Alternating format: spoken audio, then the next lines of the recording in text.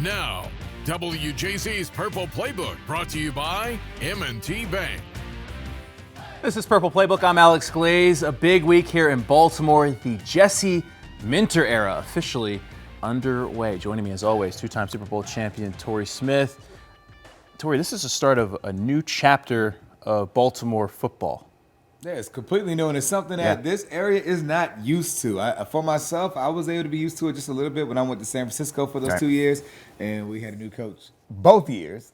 But when you talk about here in Baltimore, stability has been king. So it's an exciting moment for a new head coach who did an excellent job introducing himself to everyone. Absolutely. Jesse Minter was officially introduced on Thursday. For the first time in nearly 2 decades, the Ravens have a new coach. Minter actually was hired by John Harbaugh in 2017 to be a defensive assistant. Now, almost a decade later, he's back in Baltimore in a much different role. And I spoke to him one-on-one and asked him about the lessons that he learned over the last 9 years that prepared him for this moment to lead this team. I think most importantly, it's about relationships and working really hard and taking whatever job it is that you have and trying to be the best at that job. And so when I came here initially as a defensive assistant, work your way up, I think every stop you just realize the time, the work, the energy, the relationship with the players, the ability to try to find a better way to do things. Sort of that approach, I think, has carried me a long way, and certainly one that I'll carry into this job. Yeah, and the Super Bowl is obviously the ultimate goal, right? When you look at this year's matchup, you have Mike Vrabel, Mike McDonald, 2 guys that have had almost an immediate impact where they are. What is something about your coaching philosophy that makes you believe that you can have that similar impact here in Baltimore? I think it's going to be the connection piece with the players and building an identity that we all believe in and that we all strive for. And that once we kind of come up with the identity that we want, that we're willing to put in the work to get there. And I think those 2 teams are great examples of what you can do when you do that. Much respect to both of them, and we look forward to doing that here in Baltimore. All right, well, Jesse Minter, a lot to say, a lot to break down from that press conference and that interview. Just what were your first impressions of Jesse Minter? Oh, man, I love them. First of all, everyone didn't get a chance to do a one-on-one interview. Shout out to you being big time. But for Jesse Minter, the thing that stood out to me was his ability to lead the room. You can see that right away. The media were throwing some tough questions at him, and you can tell he's been around coaching for a long time. His father was a coach, and you can see that he has that veteran presence about him. But the thing I love the most is beyond that, he does have the ability to connect to all the people that he needs to connect with.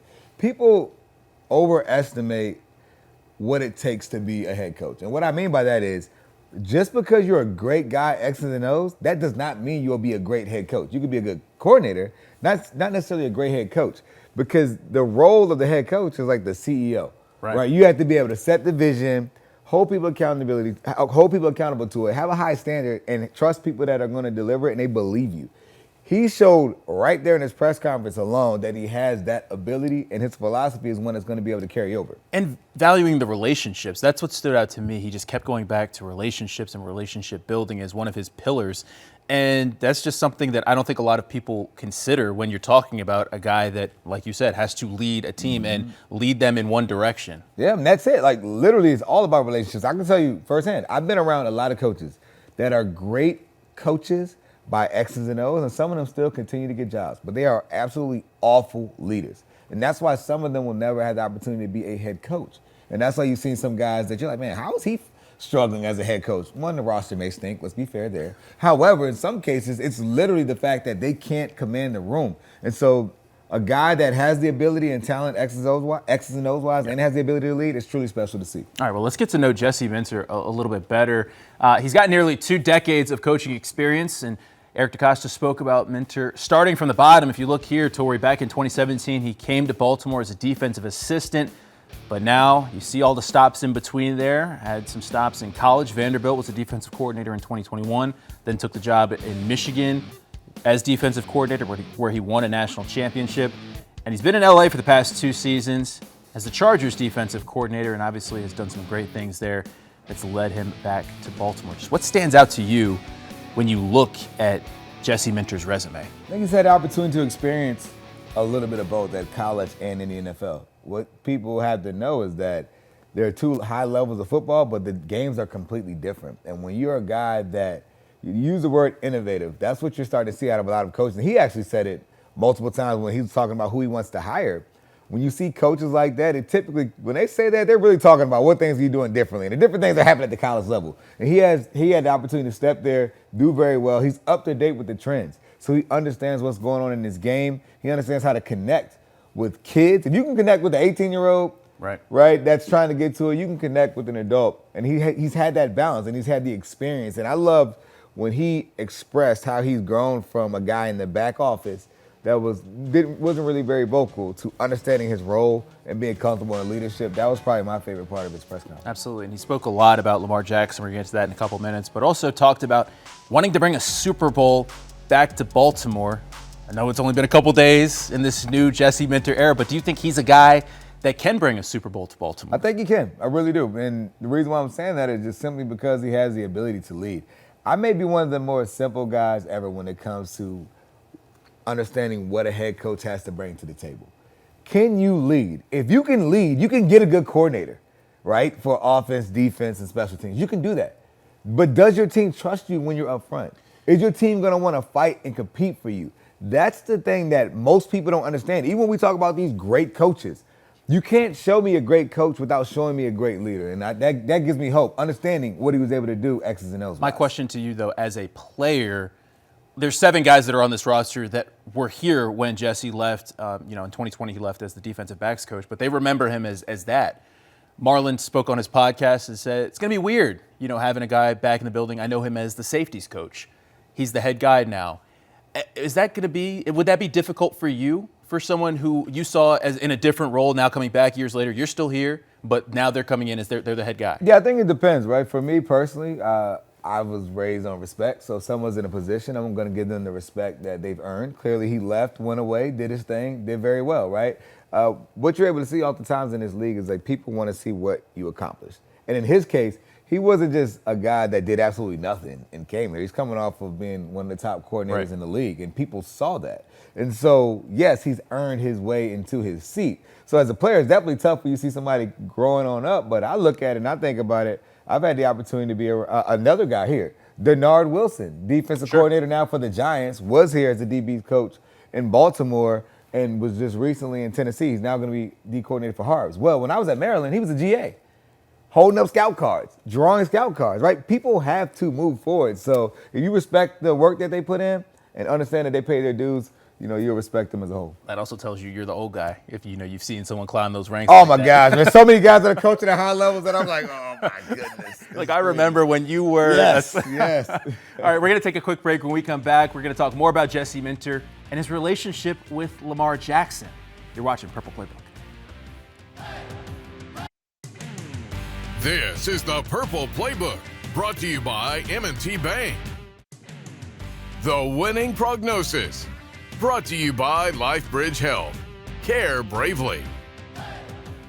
And welcome back to Purple Playbook. Jesse Minter will be hard at work over the next couple of weeks, building a staff and also building relationships. You can argue no relationship more important than the one he's going to have to build with Lamar Jackson. And he spoke about that process earlier this week.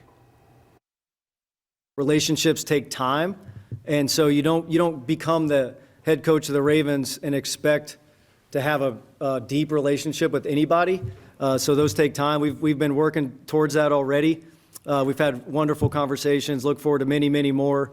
But Lamar, I just look forward to connecting with him, helping him become the best version of himself, creating a team identity that allows him to thrive, which he's already proven to be an elite, one of the best player in the National Football League, and put a team around him that allows him to reach that ultimate goal of bringing a Super Bowl back to Baltimore.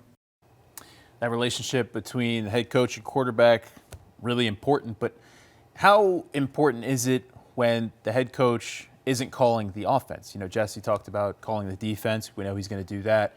Still don't know who the Ravens' offensive coordinator is going to be. That relationship, though, still pretty important. Yeah, absolutely. I think it's essential when you talk about what a team wants and needs, right? You need the leader of the team by nature, the head coach, and the leader of the team by position at quarterback to be on the same page. Because if there's a level of a lack of respect from one to the other, the entire team feels it, right? So you need everyone to be on the same page, and I don't think that's going to be an issue. I think the one thing that you see about Jesse Minter is that it seems like he's intentional about trying to build those relationships. And one thing I've learned in this life, if you ever have to force relationships or it's not built genuinely, you will get your heart broken, all right? That goes in so many levels. It can be business, it can be love, it can be whatever. And so I think he's approaching this the right way, but it's easy when everyone has a common goal in mind.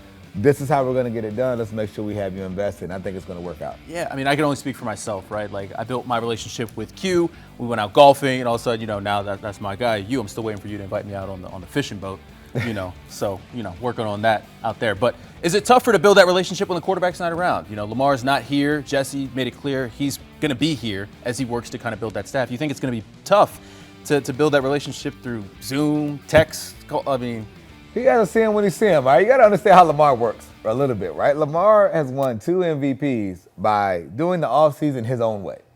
So it's tough to think that things are going to dramatically change, but however, the results haven't been coming that Lamar truly wants for his team. So I wouldn't be surprised if he pops in a little bit more. Will the media be aware that he's there? Probably not. Right, but for him to go and to get this team going in the right direction, I think Lamar is all in on trying to get it done. Yeah, well, the big question now is who is going to be Jesse's offensive coordinator.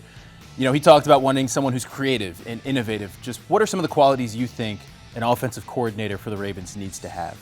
The ability to run the ball, right, and be consistent at that. I think it's very easy to be creative when Lamar Jackson is your quarterback, but the DNA of this team is to be physical. The defense is going to be flying around, blitzing, aggressive. You're going to need a team that's going to have a coordinator that's going to have the ability to take advantage of Lamar's dual threat ability and to focus on the run game specifically and have things that mirror off of it. Let's be honest here.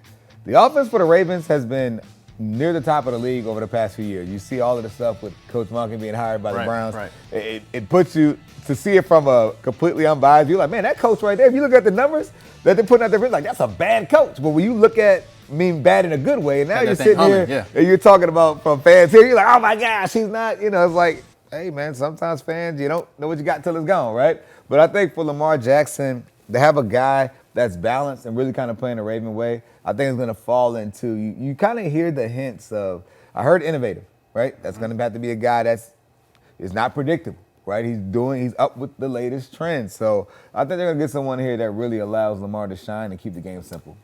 Stay with me for a second here. I'm going to throw out a name. Uh-oh. You tell me if you think this is a serious candidate for this position or not. T. Martin. We're talking about somebody who Lamar already has a relationship, obviously, as the Ravens quarterback's coach. He's been here. He knows Lamar. He knows what he likes. He knows what he doesn't like in certain situations. We're trying to hit the ground running here, not trying to have a full rebuild, get some stability. You think T. Martin is a guy that could step in and I know he would do a great job. Okay. I'd be the first person in line cheering for T. Martin to get the job. However, I feel like we're in a society right now where everyone wants to see who's fresh or who came from this place. Like there's some magic thing to football, right? Football is not rocket science. You can turn a video and you can steal from every other team around the league, right? But I think the relationships, you can't force that. And so T has done a great job with Lamar over the years. I would love for him to have the opportunity to be there. But a guy that really stands out to me is Cliff Kingsbury. Okay. What he was able to do with Jaden Daniels when he was healthy. He really made the game simple for him. He was playing fast. He had Washington. It was the best vibes that we've had in the DMV area for a long time. And I think that's a guy that Lamar would do a great job with, someone that's going to run a system similar to what they were doing in Washington. Producer Danny loves hearing that. Oh, my Cliff goodness. Kingsbury coming to Baltimore, maybe. But, what stood out to me from Jesse's presser when he's talking about offensive coordinator and what he wants for Lamar, he wants Lamar to be more on schedule and for things to be more predictable, not just asked for Lamar to just be great and just roll the ball out and Lamar just make a play. It seems like Lamar thrives best when he's almost off schedule, but kind of what do you make of all that? You know a lot more football than I do. I'm a firm believer in, our little kids with level 82 will tell you that offense is all about timing and spacing. Anytime you're delayed there, you're rolling the dice, right? Consistency comes from being in the right space, right spot at the right time and the ball coming out on time, right? Same for running backs. If you're not getting to the hole when you need to, or you're slow, or you're late, like these throw off your offense. So to me, I do think Lamar playing a more rhythm type of football will be better for his game. Wow, music to Rashad Bateman's ears. I know he would love to hear that. All right, we're going to take a break. When we come back, we're playing Something or Nothing. You're watching Purple Playbook. This is the Purple Playbook, brought to you by M&T Bank. The bottom line. Brought to you by M&T Bank. All right, it's time for Something or Nothing. I'm going to throw out a headline, Torrey, and you tell me if it's something or nothing. All right, we got to start with one of the biggest stories in the NFL this week. Bill Belichick reportedly snubbed by the Pro Football Hall of Fame. He's an 8-time Super Bowl champion, not going to be a first ballot Hall of Famer. Is that something or nothing? It's a whole lot of something, and I'm extremely disappointed by the fact that he did not get in, because if the reason is that he cheated or whatever, remove half of his rings. He's still better than the best. And I think it's disrespectful to what he was able to accomplish on the field that it was never put out there in a way that this is a guy that should have stayed away. They didn't give him Pete Rose treatment. They didn't do any of that. This is a guy that's continued to operate the same way for years, and for the coach that has won the most Super Bowls in the history of the game to not get in first ballot, that to me sounds like he didn't do enough puckering up to the media, hate, yeah. And folks are hating. I was going to say, just being honest. Tom Brady's not getting held out. He's going to be a first Right. ballot If guy. Tom Brady gets up, listen. Tom Brady's going to be a first ballot guy. He has to be. Has to be. If he's not, like, what are we talking talking about? What are we talking about? All right, the other story. Todd Monken, hired by the Cleveland Browns this week to be their head coach. That reportedly didn't sit well with Jim Schwartz, Browns defensive coordinator, who now wants out of Cleveland. A little bit of drama over there. Is that something or nothing? Something, right? I don't know why you don't consider giving a guy like Schwartz a chance. However, if Cleveland doesn't want him, and obviously Baltimore's filled their vacancy here, bring him back home. Schwartz is a guy with Maryland ties. St. Joe guy, I believe. Has you know, I talked to Schwartz. You know, he's here in the off season, right? Let's make it so he's here all year round. In Chesapeake Bay, he can get to it on the weekends a lot easier. You know, but he's a guy that's a great coach, great personality that understands how to deal with the players. So for Schwartz, I hate that he didn't get a chance to do it. He was in Detroit at a time when Detroit was rough, and he had them in a good spot. However, he hasn't had a chance to get back to it, even though he's considered one of the best coordinators in the league. When I was in Philly, he was the defense coordinator. I remember meeting him as when I was going through the draft process in Detroit, but then watching him, you know, when he was able to lead our defense in Philadelphia to a Super Bowl championship. Yeah. Like, this guy can do it, right? He has a lot of personality. He's fun. And I hope he gets his chance to lead a team again one day. What about Todd Monken staying in the AFC North? I like it because I think I had the opportunity. Coach Harbaugh let me go and shadow the coordinators. I wanted to see what it was like to be a head coach. I have no desire to coach at that high of a level because of my kid's age. Still cool to see. You know, I might help out at the high school level or something at some point. But I want to see what it looked like. And I watched him in meetings. And after watching him lead and install and the goals for the day and stuff like that, I went up to him afterwards. I was like, hey, man, like, you can be a great head coach. Like, that was a well-done meeting there. And everything you see is he presents himself like a head coach. So I'm excited for him. It's an opportunity that he's earned, and he's a really good dude. Absolutely. All right, let's wrap up. We're talking about your guy, Stefon Diggs, getting ready to play in his first Super Bowl. There you go. Stay with me now. Almost 950 career catches, closing in on 12,000 yards, 74 touchdowns. Is there a Hall of Fame discussion to be had with Stefon Diggs? 32 years old, still got a little football left in the tank. Those are some solid numbers there. If we're talking about if he gets a Super Bowl, did you see him having a big game? And those are solid numbers because I think he'll play another few years. He can get over that 1,000 catches mark. But I think when you see guys like Anquan Bolden and I was going to say we're still waiting for some guys to get in. That you're Torrey leaving Holt. out, yeah, it makes it hard. Steve But Smith. if Diggs is able to get a ring, it will for sure help his case. Okay, maybe we got to get that ring. All right, we're going to take a quick break. When we come back, we're going to wrap up the show, talk more about Super Bowl week, because you're getting ready to have a big week. I don't know, yes sir. Over on the West Coast. You're watching Purple Playbook. This is the Purple Playbook, brought to you by M&T Bank. Now, WJC's Purple Playbook, brought to you by M&T Bank. And welcome back to Purple Playbook. We're getting ready for Super Bowl week here. And Torrey, you're actually not going to be here next week because you have to catch a flight. You're going to coach the Pro Bowl games. Yeah, I had the opportunity to coach in the Pro Bowl, which is exciting. To go from coaching with Level 82 and new stuff to have an opportunity to coach in the Pro Bowl is really cool. What's your official title? You are the flag. They call it a flag advisor, but flag advisor. I can tell you all the secrets on this coast. I put the offensive playbook together, helping out with the defensive stuff. It's been work. So I'm helping Steve Young placed it all together. And it's cool that this change to kind of give the game, some more excitement around it, putting it during the Super Bowl week. Just kind of how cool is that to be a part of Super Bowl week? Oh, man, it's really cool. I mean, because I've never made the Pro Bowl, right? I was a Pro Bowl alternate, and I didn't get in. So to have the opportunity to come here is really cool. Literally a few years ago, I went with my friend Charles Wilson and our boys, and I was in the stands watching. My little kids were all excited, and now to have the opportunity to be over there with the guys, to be a part of it, to see the game growing through flag as well. It's really cool. It's not like it. I know the old school guys get mad that it's not what it used to be, but it's still a great opportunity for the game to grow and for some of the best to be acknowledged for having a special year. And as a Virginia guy, you got to appreciate also coaching with my Mike favorite Vick, right? player. Yeah. Mike Vick's my favorite player. Steve Young was one of my. I remember watching Steve Young on the big box screen TVs. You know what I mean? So the kid in me is extremely excited, and there's no way little Torrey from Colonia Beach would believe this. That's awesome. That's awesome. Because you're not going to be here, you got to get your thoughts on the Super Bowl. We got a minute left. Patriots, Seahawks.